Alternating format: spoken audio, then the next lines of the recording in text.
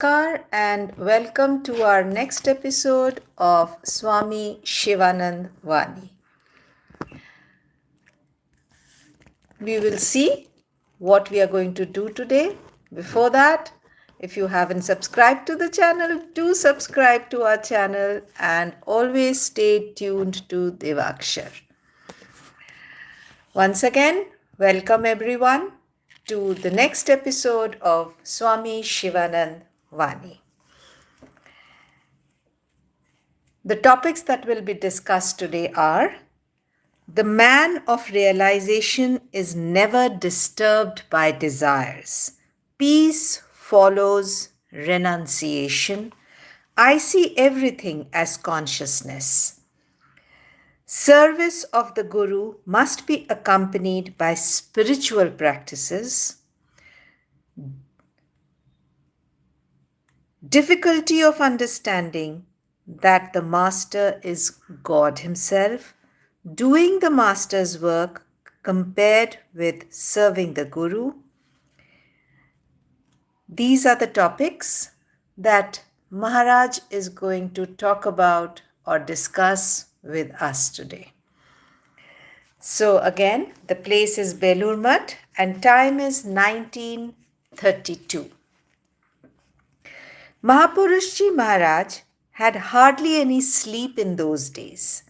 He was all the time merged in bliss, in one or the other various divine moods. From his talks with the numberless devotees and inmates of the monastery who visited him during the whole day, one could get an idea of the blissful state he was in. At times he talked of such high states of realization that most people fail to grasp their meaning. This state became more manifested at night. He would then sometimes sing religious songs in a very low tone, and at other times he would intone verses of the Upanishad, the Gita, the Chandi, or the Bhagavad. What a beautiful atmosphere it must have been. Often enough, we would suddenly stop in the midst of his chanting and sit silently, absorbed in his own mood. Very often, he would become unaware of the outer world and his surroundings. One night, he sat on his bed with eyes shut. It was about 2 o'clock. The whole monastery was perfectly silent. After long meditation in this way, he intoned softly from the Gita 2 verses. Then he asked the attendant there, "Do you know the meaning of these?" The attendant kept quiet, and so he said, "Just as the sea, always full and steady, remains undisturbed by the entry of water from the rivers, etc., similarly, although thoughts of desirable things may rise as a result of past tendencies in a man of realization, still his mind is not disturbed at all." See, mind doesn't get agitated. Having realized the absolute state of peace, he remains content in his self. But people running after enjoyments can never attain peace. True peace comes to one who renounces all kinds of desires, becomes passionless, egoless, and devoid of the idea of possession. Eternal peace cannot come so long as passion and desires persist. And those passions and desires cannot be wholly uprooted without the grace of God. As for myself, the Master wiped off all passions and desires from me out of his own mercy. I have none at all. This body continues by his will and for his work alone, for I am none other than the pure, intelligent, free soul. As for this body itself, I often forget that it exists at all, though it is true that the Lord is having much of his work done through it. Hence, it is that he preserves it. But I myself have no desire. Do you understand that? I am the bliss itself, that is Brahman. So Mahapurushji is saying that he is Brahman. With this, he sat silent. His countenance seemed to have changed wholly for the time being, as though he were a new man altogether. One felt afraid even to look at him. At long last, he said in a sort of quiet way, Mother has granted me all that I may need out of her mercy. She has fulfilled me up and she has fully given me with all she has in store. I have nothing else to desire for. By her grace, I have everything, getting which one does not think any other gain to be greater. That's what she has done to me. She alone knows why she still preserves this body. On another occasion also, it was dead of night. Mahapurushji was seated on his bed, deep in meditation.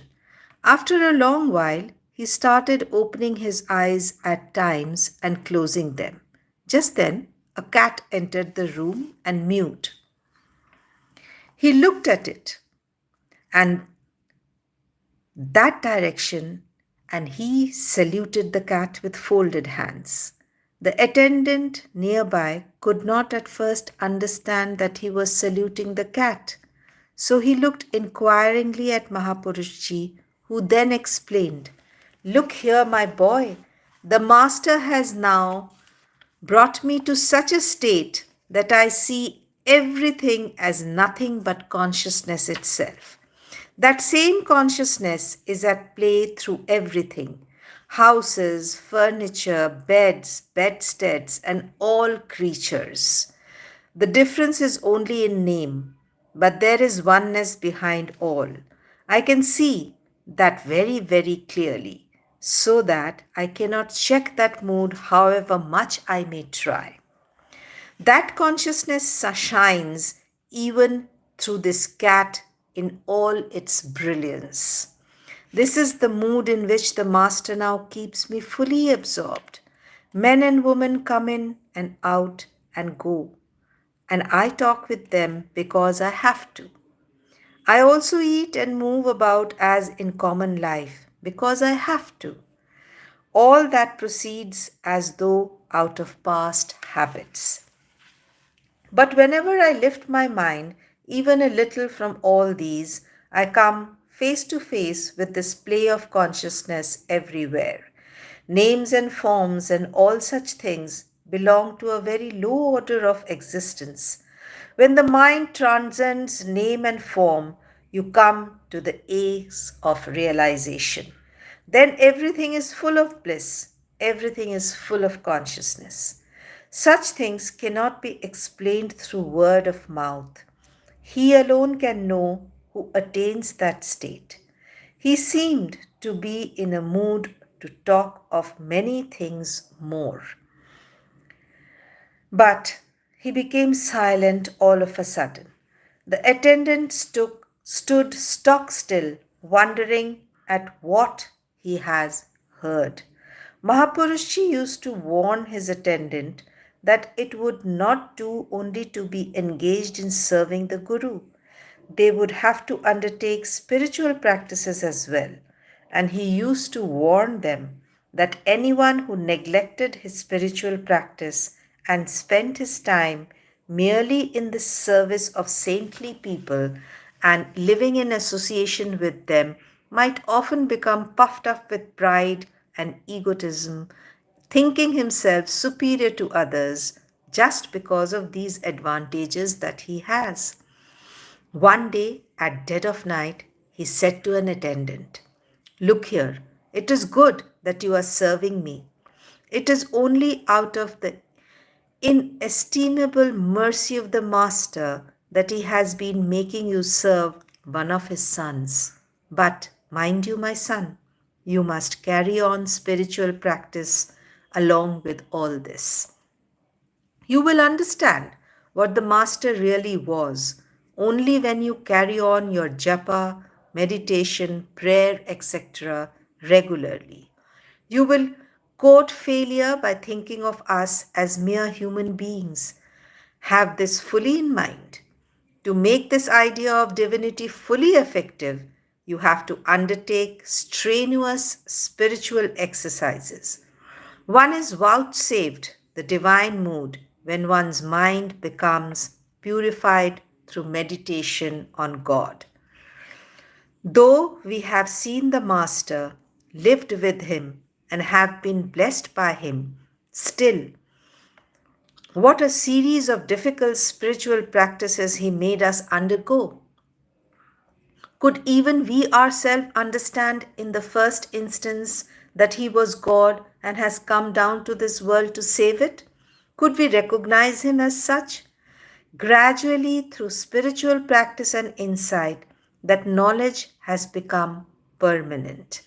At the same time, it is true, of course, that nothing has been achieved without his grace, though it is a fact that his grace does descend when one implores him piteously and seeks him earnestly.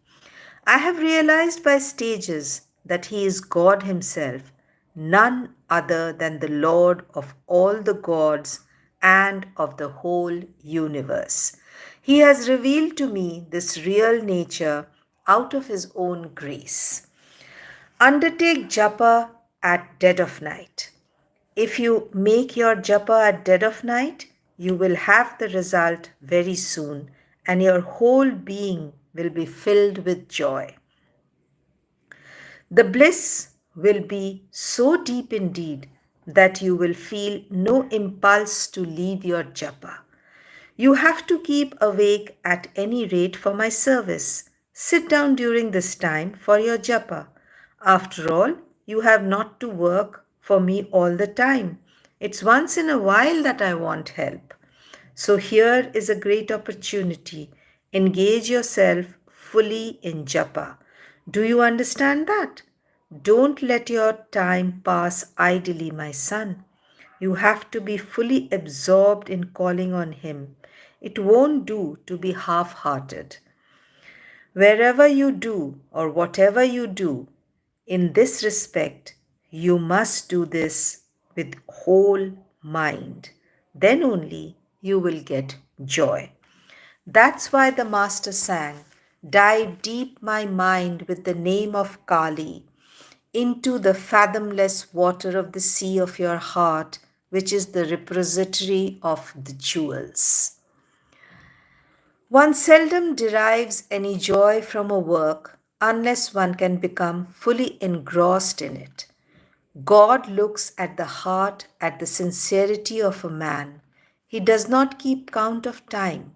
Besides, when one undertakes japa and meditation regularly, one gets one's mind purged of impurities thereby, and that mood becomes fixed in the mind. One has to practice daily and constantly. In the Gita, the Lord declares, "The mind can be controlled, O Arjuna, through practice and dispassion." Go on calling on him daily with piteous imploring and tears, and you will find that the power of Brahman, that coiled up energy in you, will be awakened. The road to bliss, that is Brahman, will be opened. If once that mother, one with Brahman itself, becomes gracious, one has nothing more to worry about. In the Chandi, it is said, it is that blissful mother herself who, when favorably disposed, becomes the cause of people's salvation. It is she herself who, having become propitious, grants the boon of freedom to men. She is but ever ready to grant. But who indeed is eager to accept? She grants everything, devotion, freedom, and all, if only one prays earnestly. You left home aspiring to realize God. That's the aim of life. And you must not forget that main purpose. Have the Master installed in your heart through strenuous effort, constant japa and meditation, continuous prayer and remembrance. Then you will be granted pure joy and you will have great fun. All bodies have to die. Our bodies too are not everlasting. It's already old and it may fall off any day. Then you will see darkness all around. But if through japa and meditation you can see your chosen deity, you will find that the Guru is not different from the deity, that he is seated forever in your own heart. The Guru does not cease to exist even when this gross body is no more. I tell you all this because I love you. My only prayer is that you may be vouchsafed all that is really good. Now that I am ill, you live near me, serving me day and night. That's good enough. But you will be greatly deluded if you come to think that you alone are serving me and thereby achieving something very great. Do you understand that? Do you think that you do something extraordinary by fetching something for me and nursing this body a little? That's not it. Somebody may be very far away doing the Master's work with all sincerity. That too is a service to us. For the Master is the soul of my soul. Even those who live thousands of miles away, working heart and soul in the Master's cause, and have established the Master in their hearts with the help of spiritual practice, are very dear to me. They are serving me only. I am happy when the Master is happy through service. The whole universe becomes content when he is content.